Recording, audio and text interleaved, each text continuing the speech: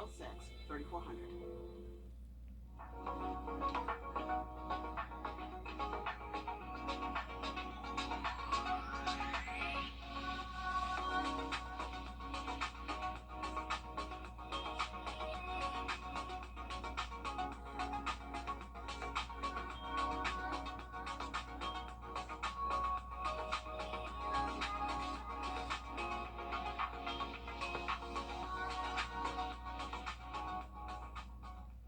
Stop right there. Speechless. Watch Investigate TV. From the station that's on your side. Breaking news. A former Columbia County special education teacher taking a plea deal in court today in a sexual assault case. Madison Cooksey is the victim in this case. Her family very emotional today as they tell us he'll be on 12 months probation. He was facing up to 25 years in prison. But more than a year ago, the I-Team first broke the story of Scott Hooker and his history with the Columbia County School District. We found what appeared to be a pattern of alleged inappropriate behavior. Hooker was facing charges of improper sexual contact, sexual battery, and simple battery. The conditions of his probation are no contact with minors or the victim. Hooker will not get first offender status, so the charge will stay on his record. Hooker is still facing similar charges for an incident in Burke County. Switching gears now to weather and the dangerous heat in our area today. I mean, this could be the hottest day of the year so far. Yeah, you can see the bright pink here behind us with triple-digit heat indexes. Some areas are under an excessive heat warning, while others are under a heat advisory for us as we send things over to First Alert Chief Meteorologist Riley Hale here. Riley, it is toasty outside. It really is, Guy. And Meredith, you actually hit it on the head. Today is actually the hottest day so far for 2023. We officially got up to 97 today in Augusta, so that is the hottest temperature we have seen so far this year. You can see a number of heat alerts in effect, excessive heat warning, heat advisory. I know you can kind of get lost in the sauce with all these, but we're actually going to have our First Alert meteorologist, Emily Acton, explain kind of the difference of these coming up in just a second. Really, what you need to know is that it is dangerous heat and humidity found across the region. Feel like temperatures anywhere from around 106 here in Augusta to, I don't think 123 is accurate there in Aiken, but it is still very hot nonetheless, maybe up to 110 and a few degrees warmer than that in a few spots. Now there is relief in sight. You can see this cold front moving across the mid-south. That's eventually going to show up for us tomorrow. We're still going to be very hot Tuesday, but behind that front by Wednesday, Thursday, we'll at least drop off our humidity a little bit.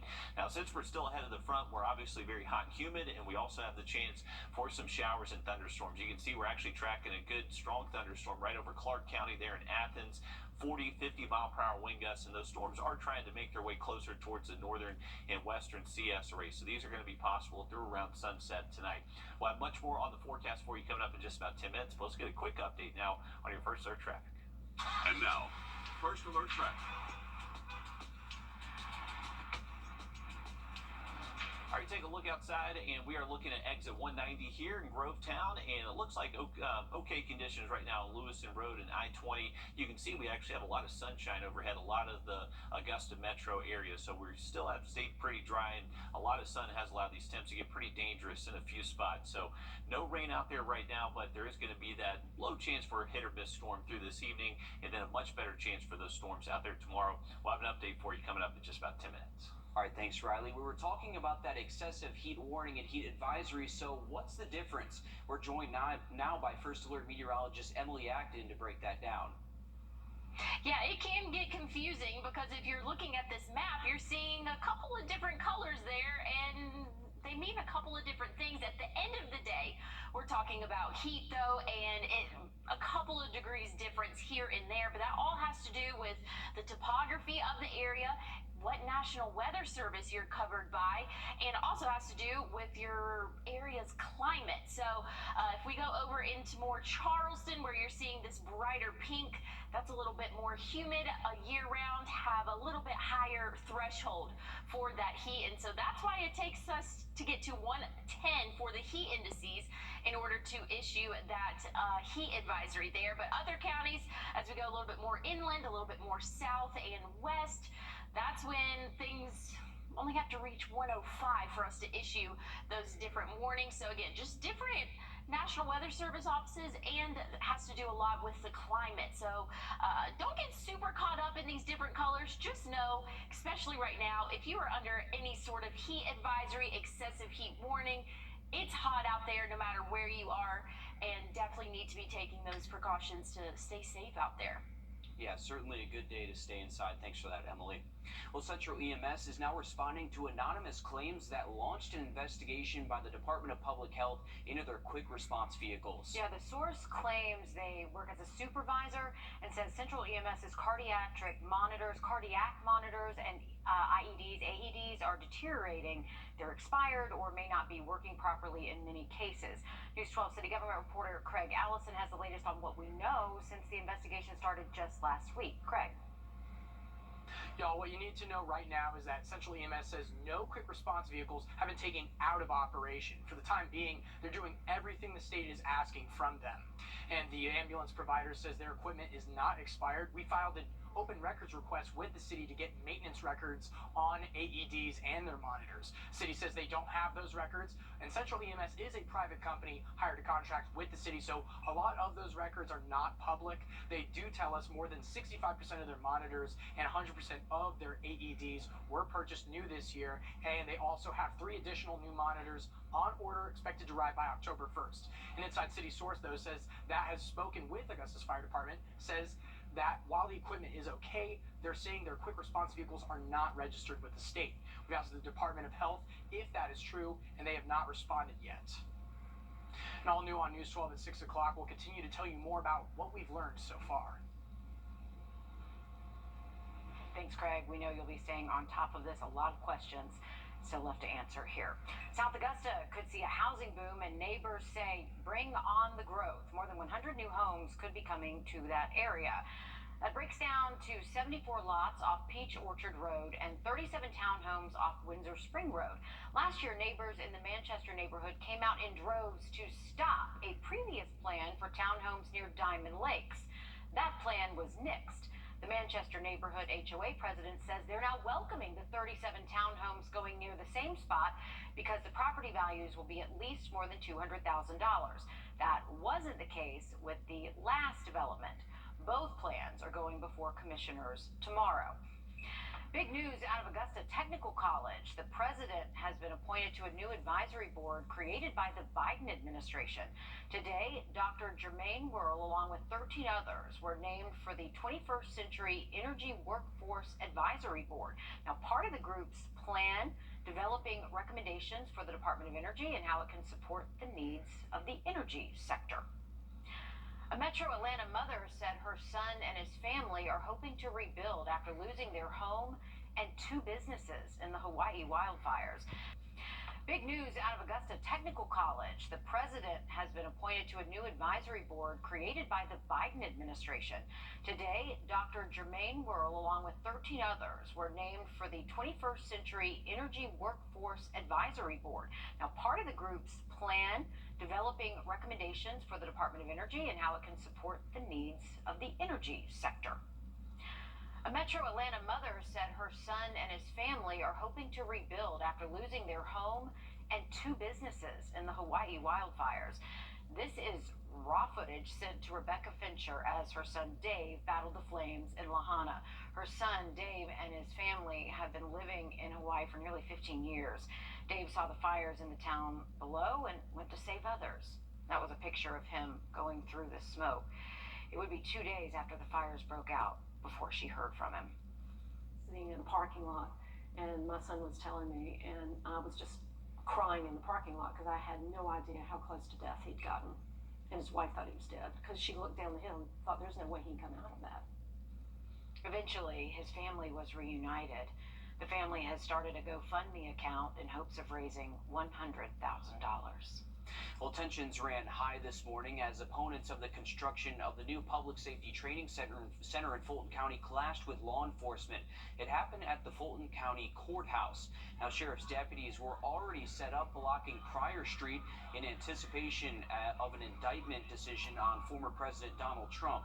Now, deputies were telling them to move off the street. They eventually moved after a bit of persuasion.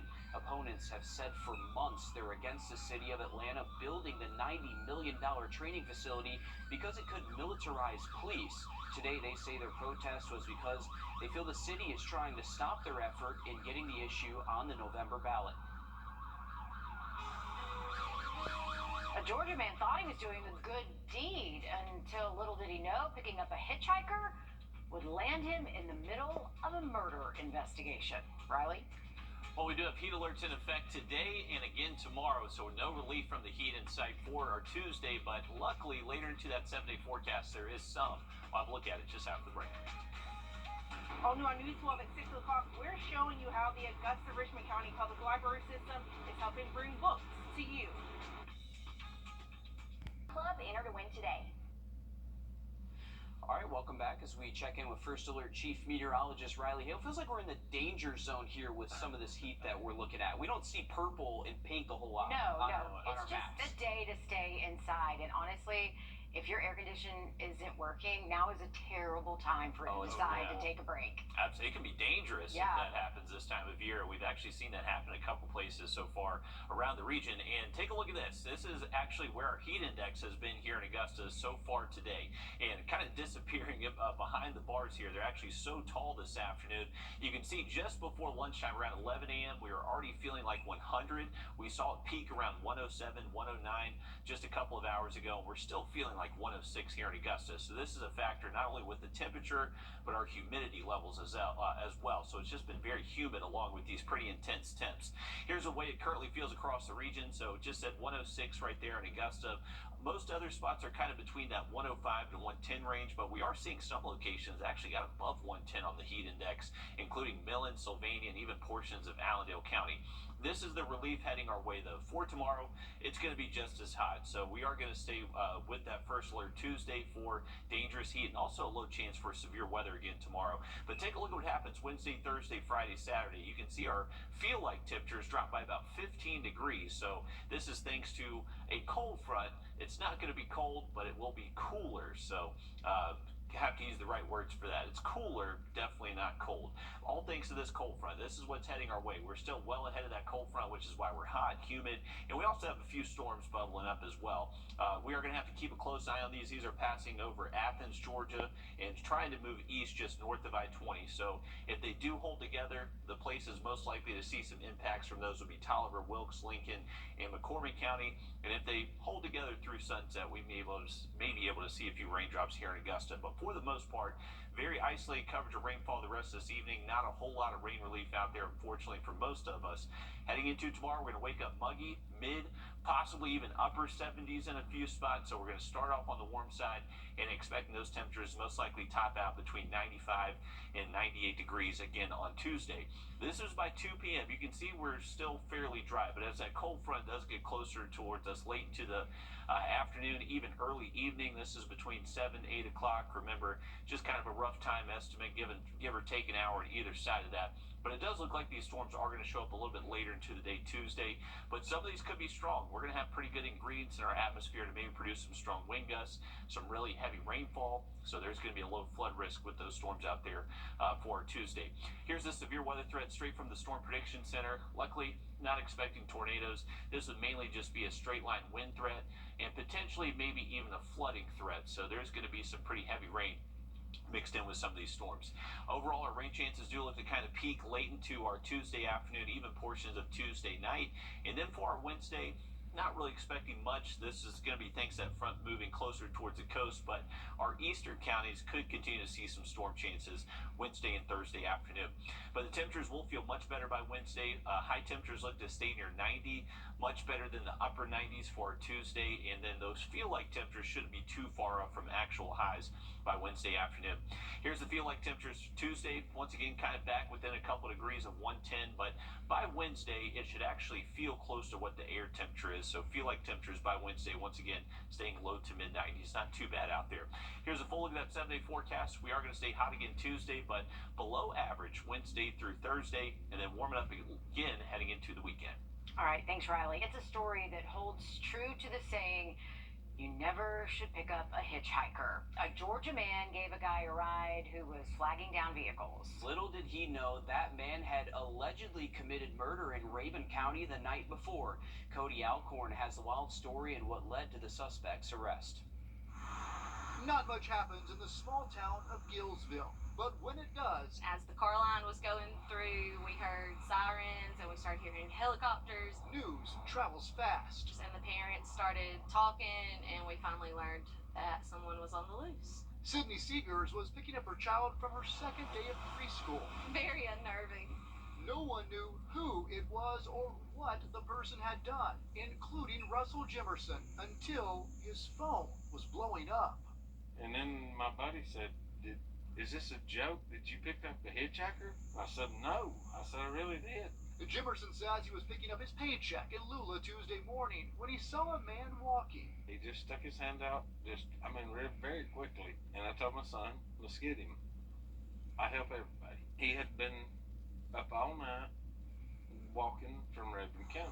He says he noticed the guy had a backpack and he reeked of an undescribable smell, which, after dropping him off here along Gillsville Highway, Jimerson says he learned who was in his truck, Keegan Phillips, and what he'd allegedly done, an unforgettable phone call. You won't believe what happened. A guy in Raven County murdered someone last night and has their head. And I said, man, you won't believe what I'm fixing to tell you. There's a smell in this car that is awful. And the victim in this case is believed to be Martha Angela Ledford, who was reported missing. Investigators say they found human remains in a shallow grave off in Clayton. Because of the state of the body, they haven't been able to identify the person and are waiting on autopsy results here. All right, this is like a movie. It's the worst case scenario when you pick up a hitchhiker. Yeah, Phillips is in jail in Raven County, charged with murder tonight. Investigators are still working to find a motive leading up to the killing. Crazy story. Crazy story. Recalled baby products. They remain for sale in online marketplaces. Next, see what our investigative team was able to find. First alert. Baby items recalled years ago remain in homes across America as we speak, and our national investigative team finds they're also available for sale online right now. And part of the problem, critics say, is manufacturers aren't forced to aggressively tell the public when their products are dangerous and should be fixed or thrown away. Here's national investigative reporter Lee Zurich with Defective. At 3 months old, PJ Madsen uttered his first words to his parents. I love you.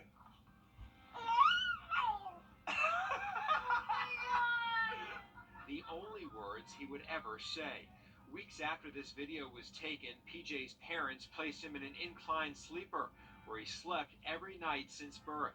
When his father went to wake him up in the morning, PJ was lifeless. He was in an inclined bassinet, and he was able to roll over in it because of how narrow it was. And he was on his stomach, and mixed with the incline and him being on, his stomach, he wasn't able to breathe, and he passed away that way from being in the bassinet.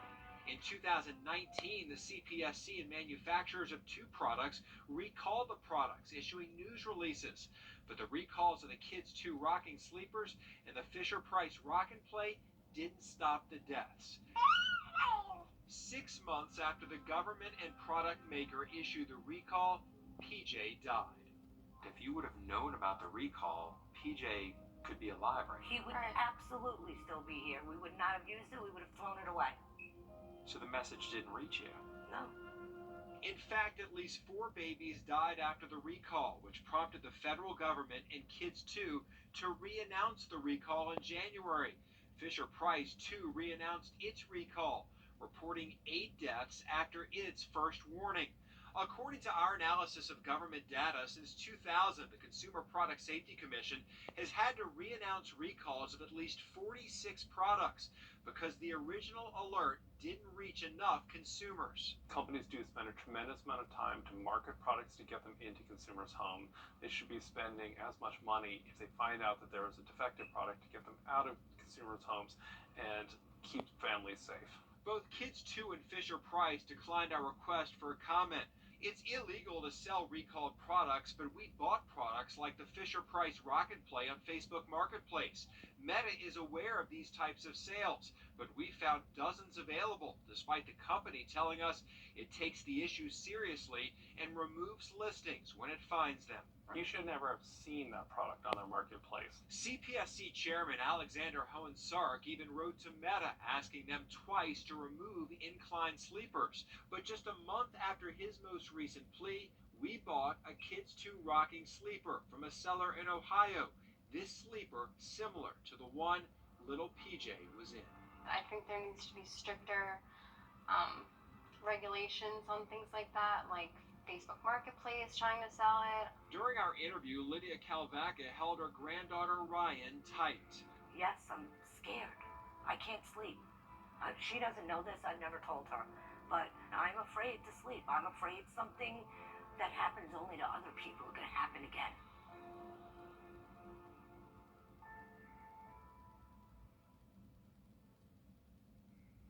Kira Madsen reached a confidential settlement with Kids 2 last October. Riley? Well, we are looking at a couple of storms just west of the CS area. They're trying to move east, though, so counties next in the path would be places like Wilkes, Tolliver, Hancock County. You may be able to see a storm within the next hour or two. Now look at our hot forecast coming up just after the break. Ramjack Foundation Repair. Welcome back, folks. Live look outside of our studios. Traffic moving okay. I-20 Riverwatch. We're still dry right now. It is extremely hot. 96 actual temp. Feel like temperature up to 106. It is very hot and steamy out there this afternoon. We have seen a few storms bubble up. This one's the best one we're looking at. This is Athens all the way into Watkinsville, portions of Oconee County there just south of Clark County. That's going to be moving east, and it could hold together enough to possibly bring some rain between Wilkes, Tolliver, Sparta, and Hancock County. And if it holds together, it could reach us here in Augusta. So we're going to keep a close eye on this. I'd imagine most rain chances, though, do stay fairly isolated the rest of this evening through around sunset. Now, heading into tomorrow, we're going to hang on to the heat, humidity, a better chance for storms Tuesday, so make sure you are staying weather aware. All right, thanks, Riley. Stick with us. We have more news and weather coming up after a short break as News 12 Live at 5 continues. Introducing the First Alert Radar Network. With up to 10 times the resolution of other local radars and technology that can pinpoint right down to your street. First just got faster. The last of summer will draw you in at Toyota's National Sales Event. It's like a magnet, but for people. Right now, get 2.9% APR for 36 months on a new 2023 Toyota RAV4. Toyota, let's go places. After an accident... Waves.